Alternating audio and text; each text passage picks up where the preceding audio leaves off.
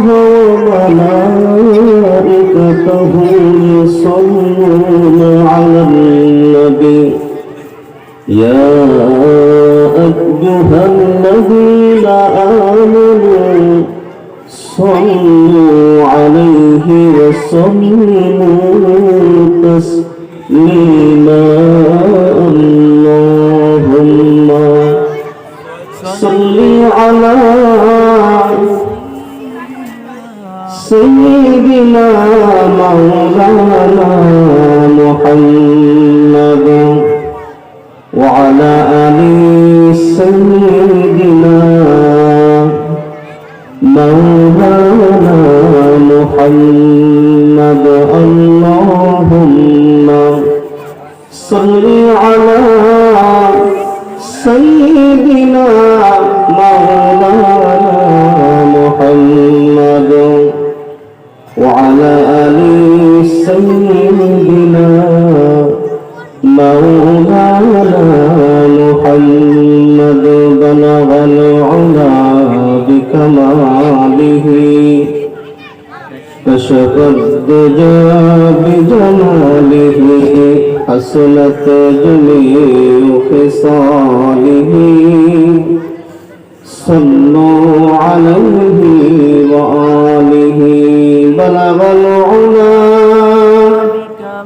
بكماله كشف الدجى بجماله حسنت جميع خصاله صلوا عليه وآله ربي زدني علما ربي زدني علما ربي زدني علما رب اشرح لي صدري ويسر لي أمري واحلل عقدة من لساني يفقهوا قولي سبحانك لا علم لنا إلا ما علمتنا إنك أنت العليم الحكيم দক্ষিণ বালিয়া ৬ নং ওয়ার্ড সোহরা খাতুন জামে মসজিদ আল কোরআন ফাউন্ডেশন ও যুব কমিটির উদ্যোগে আয়োজিত একদিনব্যাপী তাফসীরুল কোরআন মাহফিল। তাফসীরুল কোরআন মাহফিলের সম্মানিত সভাপতি, প্রধান অতিথি, বিশেষ অতিথিবৃন্দ, হযরত উলামায়ে কেরাম, মুরব্বিয়ানে আজম, তালাবায়ে আজম, পর্দার আড়ালের মা ও বোনেরা, আসসালামু আলাইকুম ওয়া রাহমাতুল্লাহি ওয়া বারাকাতুহু। আল্লাহ পাকের দরবারে লাখো কোটি শুকর এবং সুজুদ যে মহান রব্বুল আলামিন আমাদেরকে এই পৃথিবীর এমন একটা ক্লান্তি লগ্নে এই কোরআনের মজলিসে আসার মতো এবং বসার মতো তৌফিক দান করেছেন। যে মনিব আমাকে কথা বলার তৌফিক দিয়েছেন, আপনাদেরকে কথা শোনার তৌফিক দান করেছেন, সেই মনিবের দরবারে শুকর আদায় করি আলহামদুলিল্লাহ। আওয়াজ আসতে হয়েছে। আল্লাহ শুকর করতে হবে, একেবারে মানুষ কম হইলেও হোক সমস্যা নেই, কিন্তু আমার আওয়াজ হইতে হবে অনেক কঠিন, ঠিক কিনা? সামনে আমাদের যে সময়টা আসতেছে, সময়টা বাতিলের সাথে লড়াই। এই বাতিলের সাথে লড়াই করতে গেলে, মুনাফিকদের সাথে লড়াই করতে গেলে আমাদের কণ্ঠের আওয়াজ আরো উঁচু চাই, ঠিক কিনা? এজন্য আমরা যখন যত কাজ করব, ইসলামের যত কাজ করব, আমাদের কণ্ঠকে উচ্চ করা চাই ইনশাআল্লাহ। আমি ভূমিকা দীর্ঘায়িত করব না, যেহেতু আমার সময় অল্প সময়ের ভিতরেই ইনশাআল্লাহ আমরা চেষ্টা করব। আজকে যে তেলাওয়াত করেছি দুটি আয়াত, তার ভিতরে এই আয়াত সম্পর্কে, এই আয়াত আমার মনে হয় যে এমন কোন মানুষ নাই যে না জানে। কি বলেন? মক্তবে আপনারা আমরা যখন পড়ছি তখন অন্তত এই কোরআন যারা কোরআন শরীফ রয়েছি, ঠিক না? অন্তত এই কয়েক আয়াত আমাদের সকলের মুখস্থ, ঠিক না? মানে পড়াইতে পড়াইতে হুজুরে আমি এই কোরআনের সর্বপ্রথম আয়াত দিয়েই শুরু করছি যে আল্লাহ তাআলা এই আয়াতের ভিতরে কি বলেছেন আর দাবি কি, এ নিয়ে আমরা ইনশাআল্লাহ সামনের দিকে আগাবো ইনশাআল্লাহ। ওয়াজ আমাদের প্রধান অতিথি করবেন, প্রধান মেহমান করবেন, আমরা একটু মজা করা করবো উনি আসা পর্যন্ত, ঠিক কিনা? ওয়াজ করবেন আমাদের হাজারো ওস্তাদের, হাজারো ছাত্রদের ওস্তাদ, হাজারো আলেমদের ওস্তাদ, শান্তিরাট মাদ্রাসার সম্মানিত মুহতামিম মাওলানা তাজুল ইসলাম সাহেব, তিনি ওয়াজ করবেন, ঠিক না? আমরা একটু মজা করা করে হুজুররা আসা পর্যন্ত, ঠিক কিনা? আসল আল্লাহ রাব্বুল আলামিন এই কালাম কার বলেন তো? এই কালাম কার? এই কালাম কার? সন্দেহ আছে? হ্যাঁ, এই কালামের ভিতরে আয়াত আছে কত বলেন? কেমন বাইরে যায় 6666, মতান্তরে 6236। এই আয়াতের ভিতরে, এই কোরআনের ভিতরে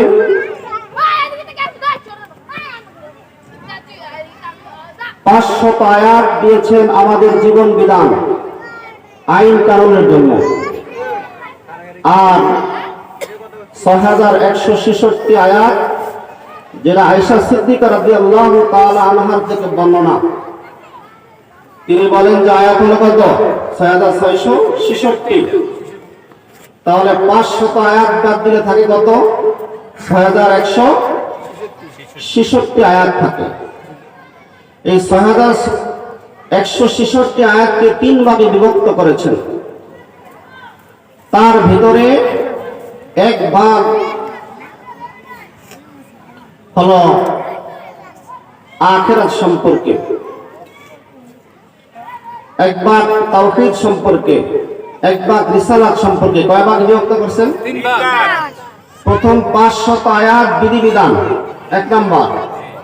বাকি 6166 আয়াত হলো 3 ভাগে বিভক্ত, তাওহীদ, রিসালাত, আখিরাত। বলেন তাওহীদ, রিসালাত, আখিরাত। আর কোরআন মাজিদের ভিতরে সূরা আছে কয়টা বলেন? 114 খান। 100 কত? 14 খান সূরা আছে। তার ভিতরে আল্লাহ রাব্বুল আলামিনের এই কালামকে শুরু করেছেন সূরা ফাতিহা দিয়া। সূরা কি দিয়া? ফাতিহা দিয়া। আর দ্বিতীয় সিরিয়ালে আনছেন সূরা বাকারা। সূরার নাম কি? বাকারা। সূরা বাকারা। বাকারা শব্দের অর্থ হলো গাভী। বাকারা শব্দের অর্থ কি? আমরা সেই গাভী মার্কা সূরা দিয়ে আজকে শুরু করব ইনশাআল্লাহ।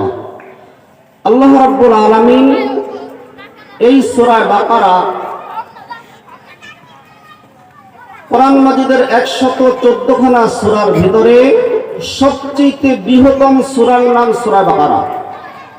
এর ভিতরে আয়াত আছে 286। কত? 286। রুকু আছে 40টা। কয়টা? রুকু আছে 40টা। এই কোরআন, এই সূরাটা নাজিল হয়েছে মদিনাতে। কোথায় নাজিল হয়েছে?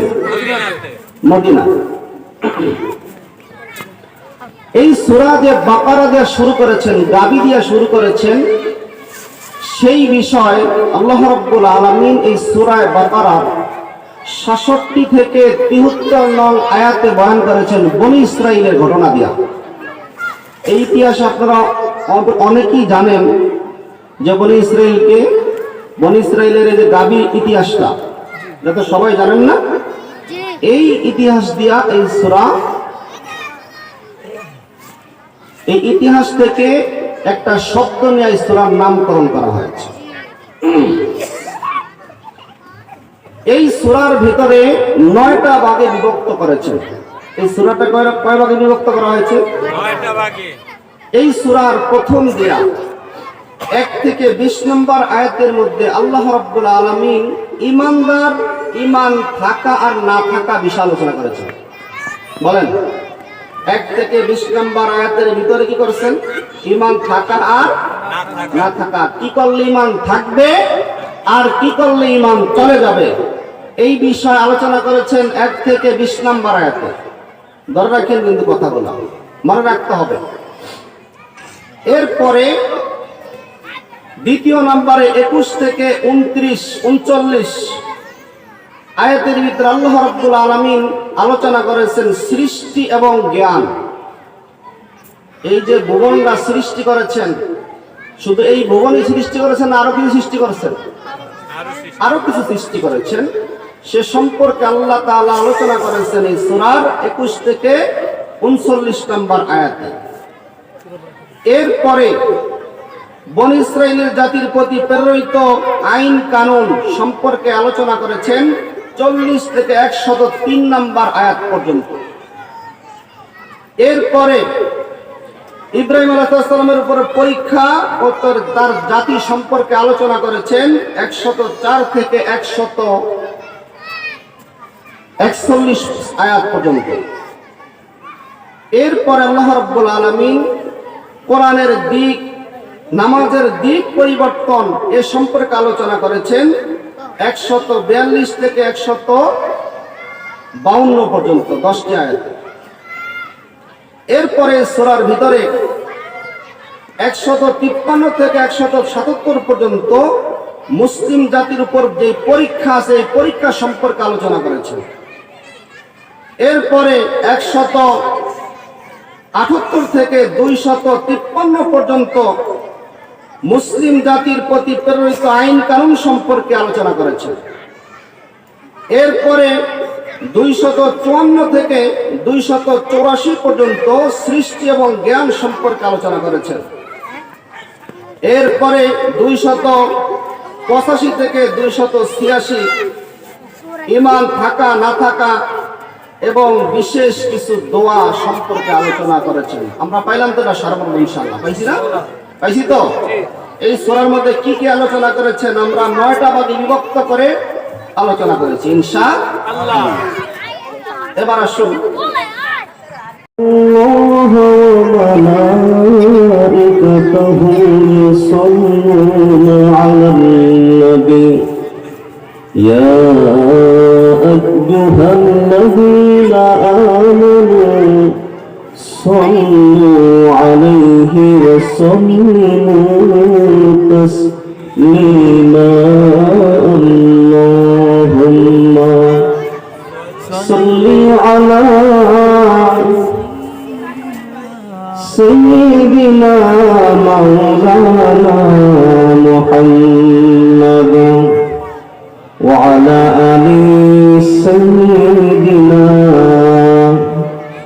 مولانا محمد اللهم صل على سيدنا مولانا محمد وعلى آل سيدنا مولانا محمد بلغ العلا بكماله كشف الدجى بجماله حسنت جميع خصاله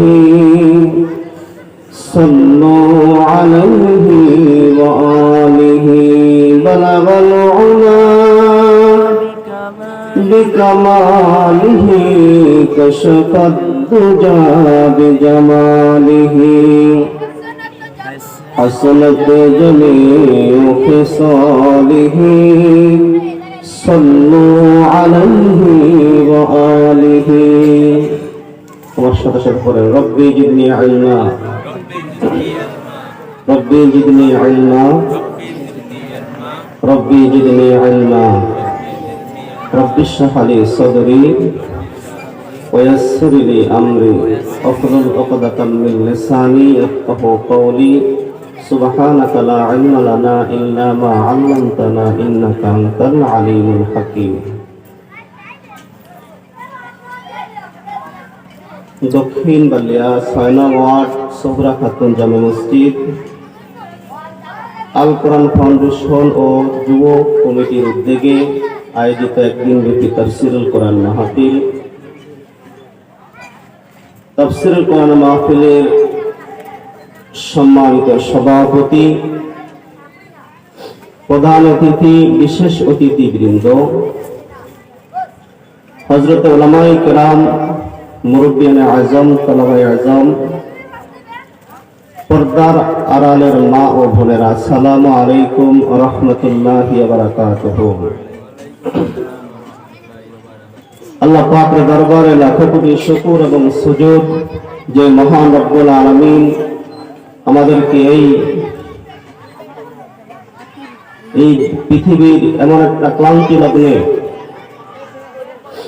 এই কোরআনের মজলিসে আসার মতো এবং বসার মতো তৌফিক দান করেছেন। যে মনিব আমাকে কথা বলার তৌফিক দিয়েছেন, আপনাদেরকে কথা শোনার তৌফিক দান করেছেন, সেই মনিবের দরবারে শুকর আদায় করি আলহামদুলিল্লাহ।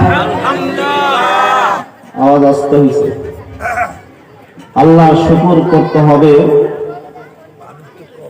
একেবারে মানুষ কম হইলেও হোক, সমস্যা নেই, কিন্তু আমার আওয়াজ হইতে হবে অনেক কঠিন, ঠিক কিনা?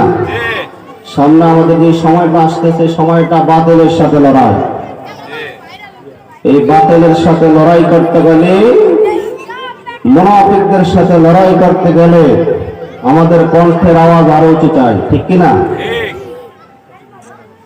এজন্য আমরা যখন যত কাজ করব, ইসলামের যত কাজ করব,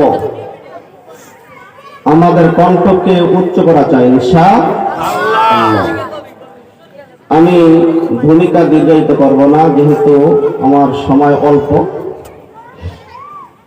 অল্প সময়ের ভিতরেই ইনশাআল্লাহ আমরা চেষ্টা করব।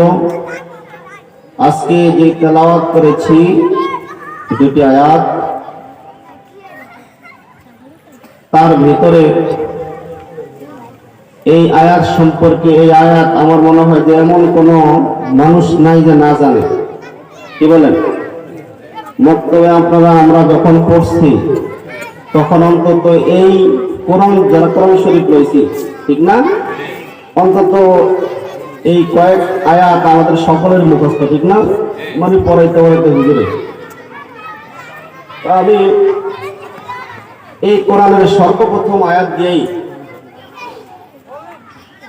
শুরু করছি যে আল্লাহ তাআলা এই আয়াতের ভিতরে কি বলেছেন আর দাবি কি, এ নিয়ে আমরা ইনশাআল্লাহ সামনে দিকে আগাবো ইনশাআল্লাহ। ওয়াজ আমাদের প্রধান অতিথি করবেন, প্রধান মেহমান করবেন। আমরা একটু মজা করা করবো উনি আসা পর্যন্ত, ঠিক কিনা? ওয়াজ করবেন আমাদের হাজারো ওস্তাদের, হাজারো ছাত্রদের ওস্তাদ, হাজারো আলেমদের ওস্তাদ, শান্তিরাট মাদ্রাসার সম্মানিত মুহতামিম মাওলানা তাজুল ইসলাম সাহেব, তিনি ওয়াজ করবেন, ঠিক না? আমরা একটু মজা করা করি হুজুররা আসা পর্যন্ত, ঠিক কিনা? আসল আল্লাহ রাব্বুল আলামিন এই কালাম কার বলেন তো? এই কালাম কার? এই কালাম কার? সন্দেহ আছে? হ্যাঁ, এই কালামের ভিতরে আয়াত আছে কত বলেন? কেমন আওয়াজ বাইরে যায়? ৬৬৬৬, মতান্তরে ৬২৩৬। এই আয়াতের ভিতরে, এই কোরআনের ভিতরে